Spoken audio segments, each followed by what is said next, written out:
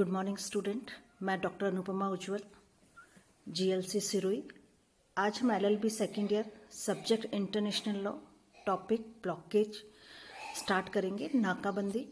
सबसे पहले हम ये देखेंगे कि इससे क्या तात्पर्य है। Blockade it takes place when any war-engaged country blocks any portion of territory of enemy country so that any sea or aircraft may be prevent from making any movement। अगर नाकाबंदी को हमें समझना है तो जब कोई भी युद्धरत देश शत्रु देश के समुद्री किनारे या उसके किसी हिस्से में जलायान या वायुयान के आवागमन को रोक लगाता है तो इसे नाकाबंदी कहा जाता है। तो नाकाबंदी जो है यह युद्ध का ही एक पार्ट माना जाता है। इसमें जो युद्धरत जो देश है वह उसका जो एनिमी जो कंट्री होता है उसके समुद्र किनारे को या किसी भी जलयान या वायुयान के किसी भी हिस्से को इस प्रकार से नाकाबंदी कर देता है कि उसमें किसी प्रकार का आवागमन न हो सके, इसे नाकाबंदी कहा जाता है। अब इसके लिए क्या क्या एसेंशियल कंडीशन है। फर्स्ट है such blockage should be done by war vessels. ऐसी नाकाबंदी युद्ध पोतों के द्वारा की जानी चाहिए। तो नॉर्मली जो नाकाबंदी है इसके लिए जो साधन उपयोग में लिए जाते हैं वह युद्ध पोत ही होने चाहिए। थर्ड जो है इसके द्वारा जलायानों व वायुयानों पर रोक लगानी चाहिए। It should be create complete restriction on movement of vessels.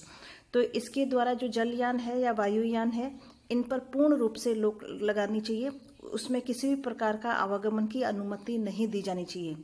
Third है इट शुड बी रिजेंबल वार। यह युद्ध के समान ही माना जाता है। नाकाबंदी भी एक युद्ध का ही पार्ट माना जाता है और उसे युद्ध के समान की ही संज्ञा दी जाती है। और लास्ट है bye means of it the territories must be completely blockade. इसके प्रयोग से शत्रु की सीमा को पूरी तरह से बंद कर दिया जाता है, उसमें किसी भी प्रकार के आवागमन की अनुमति नहीं दी जाती है। ये सारे नाकाबंदी के आवश्यक तत्व माने जाते हैं। ये नाकाबंदी के आवश्यक तत्व अगर फुलफिल होते हैं तभी नाकाबंदी जो है वैलिड मानी जाती है। उसके इन चार मेन जो सोर्सेस मेन जो आवश्यक तत्व है, इसके अलावा भी कुछ अन्य आवश्यक तत्व है।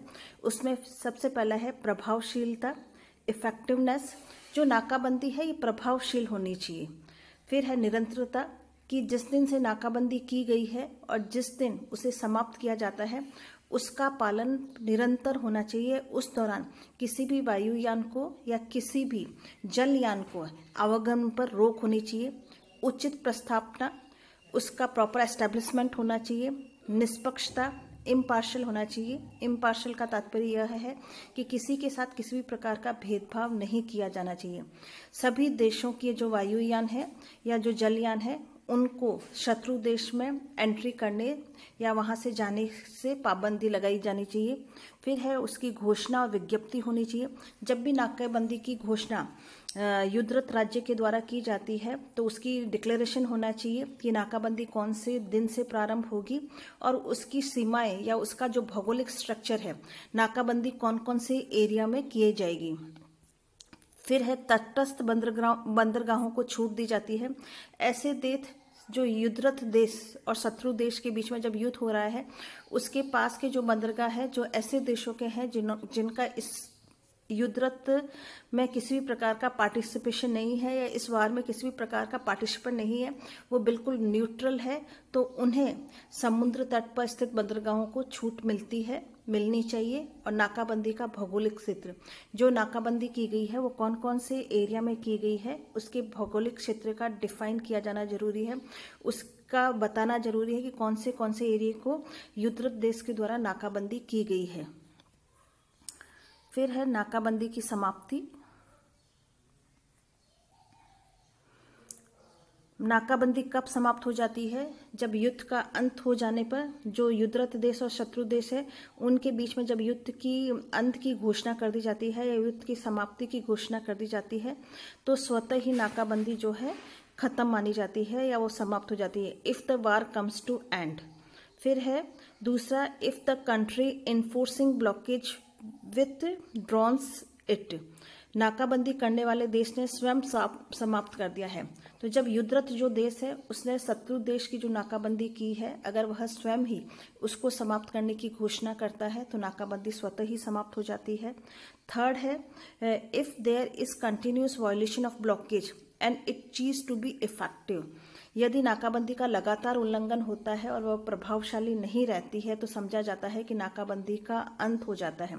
जैसे हमने उसके आवश्यक तत्व देखे, उसमें ये कहा था कि नाकाबंदी कंटिन्यूअस होनी चाहिए और वह इफेक्टिव होनी चाहिए। अगर नाकाबंदी का लगातार पालन नहीं हो रहा है, उसका उल्लंघन किया जा रहा है और वो प्रभावशाली नहीं है, तो ऐसा माना जाएगा कि नाकाबंदी समाप्त हो गई है।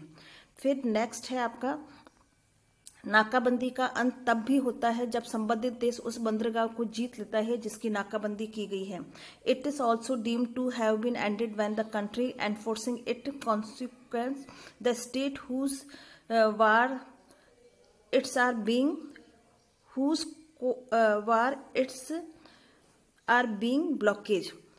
तो जब नाकाबंदी जिस देश के द्वारा की गई है उसके द्वारा उस बंदरगाह को अगर जीत लिया जाता है तब भी नाकाबंदी जो है समाप्त मान ली जाती है।